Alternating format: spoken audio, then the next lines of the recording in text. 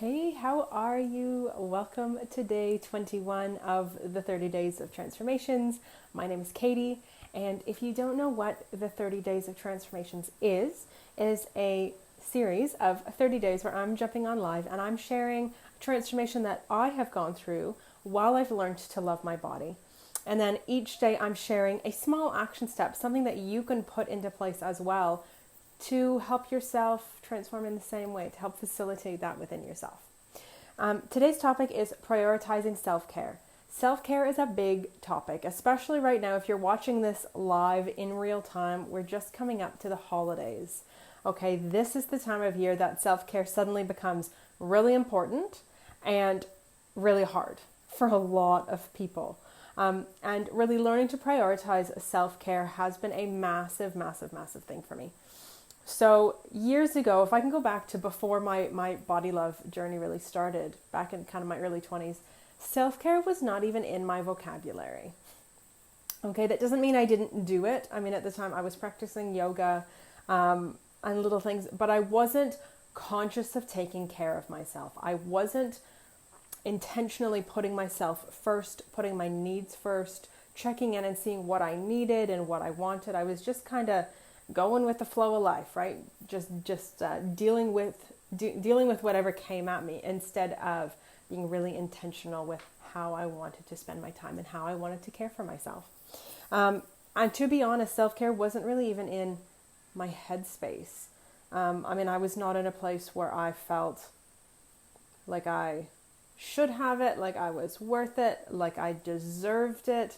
There would be a hell of a lot of guilt and feeling bad and remorse and all these things if I really took the time to take care of myself. And really, as I learned to love my body, one of the hugest, I don't even think that's a word, one of the biggest transformations was really developing my own self-worth. Now, these things, loving your body and feeling worthy, it's not always super obvious how they go together, but let me tell you, they go hand in hand. They really do go together. I mean, if you don't like your body, if you're in that place of really disliking your body, there is a very good chance, now not everybody, but there's a very good chance that you are not really happy with yourself either as a person. When we're in turmoil about our bodies, quite often that will carry over into feeling the same way about ourselves.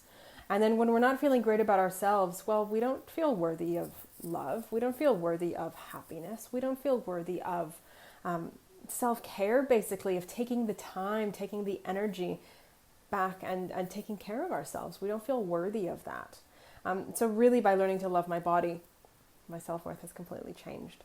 And a lot of that comes down to tiny things every day, right? Things like gratitude, things like affirmations, journaling, all that kind of stuff, right? This is not massive, crazy big things, but it's those tiny, tiny, tiny steps repeatedly that has really helped change this. So, if you're watching this, I would really just ask, do you feel worthy of self-care? And if you're watching this on, whether you're live or whether you're on the replay, answer. Let me know in the comments or send me a message. Like, do you feel worthy of self-care, of spending, time and energy on your needs, on your wants, and on your needs? Another transformation that sort of happened within this is the people that I surround myself with. Now, I've talked about this before, and this is both in person and online, in the virtual space, on social media, okay? I'm not just talking about my friends and family. I have many of the same friends, obviously all the same family. But it's who do you choose to engage with? And even online, on Facebook, on Instagram, wherever you are, who do you choose to engage with? Whose posts are you looking at and reading and liking? And are these people that are really boosting you and making you feel awesome and telling you, this is what I do for self-care and it's amazing and these are the benefits and my family's better and this is better? Or do you have people going, self-care is wrong. You should be putting others first. What are you sort of taking in? What are you absorbing every day? Both online and in person. Are you surrounding yourself with people who are talking about how they hate their bodies, or they hate themselves, or they're struggling with things? Or are you surrounding yourself with people who are lifting you up? Right? It's just an interesting thing to really think about, because the people that we surround ourselves with really does make it makes a really, really big difference. And throughout this transformation, one of the biggest things that I realized was that self-care is a gift. It's a gift to me, yes, but more so, it's a gift to the important people in my life. And I really realized, both through reading and learning, but through practice as well, the more I take care of myself, when I'm really intentional about having a self-care practice, and I'm not talking about anything crazy, by the way, I'm talking about like 10 minutes a day meditating, or some journaling and some mindset work, or spending 30 minutes and doing a yoga practice, going for a walk in the woods for 10 minutes. You know, this isn't anything that's costing a lot of money. This isn't anything that's like crazy and like vacations and weekends away and all that. Like, this is really doable stuff. And when I realized that, when I began prioritizing that, and when that became a non-negotiable every single day, doing something for myself, I noticed that the people in my life, again, in person, but also online, everybody that I interact with got a better version of me. Okay, everybody. Like nobody's discluded from this. Every single friend that I have, every family member that I have, my dog gets a better version of me, my clients get a better version of me, my coaches get a better version of me, I show up better, and I get a better version of me, simply because I'm taking this time. So instead of looking at it as me taking from others in my life, self-care became really obvious really quickly that self-care is literally giving to others. Because instead of them getting the crummy, run-down, overtired, grumpy Katie, they get me showing up in my best possible way. I'm happier, I have more energy, I feel more vibrant, my emotions are more balanced, that's a big one. I'm sleeping better, which means that everything's working better.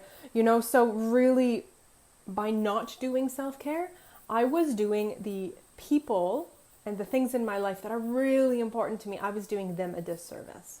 I really, really was. And the beautiful thing about this whole process of self-care, I guess you could call it, is that learning to love your body leads to learning to love yourself, leads to self-care. And those three things, that's like a closed loop. They feed into each other constantly. You cannot do one thing without at least in some way impacting the other. Love your body, love yourself, care for yourself. Because caring for yourself is caring for your body. When you love something, you care for it. And when you care for it, it's going to give you back tenfold, right? It's this really beautiful process.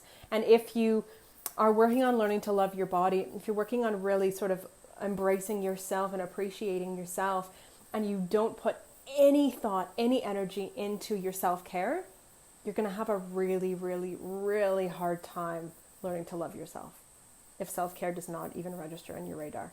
All right? They really do go together. So if you are really needing help with self-care, if you're like at a complete loss, have no idea what to do, check out the 7-day self-care booster. All right, this is a 7-day, it's a little mini course, it's a 7-day course that really gets you set up for greatness. All right, we help get you a daily 15 minutes a day, all the tasks, none of them cost any money. We help set you up with a daily intentional self-care practice that you can then continue on. You try different things, you find what feels really good to you. And what I really want you to do today as your takeaway, I want you to pick one self-care item, just one. Like I said, this could be meditating, reading, making a cup of tea, having a bubble bath, going for a walk, any of that sort of stuff. And do it in the next 24 hours. Do it, even if it's only 5 minutes. Schedule it in, prioritize it, and do it. Because really, those tiny little 5-minute chunks pay off in amazing, amazing, amazing ways. All right, guys, that's it for today. Thank you for watching. I'll be back tomorrow. Have a good one.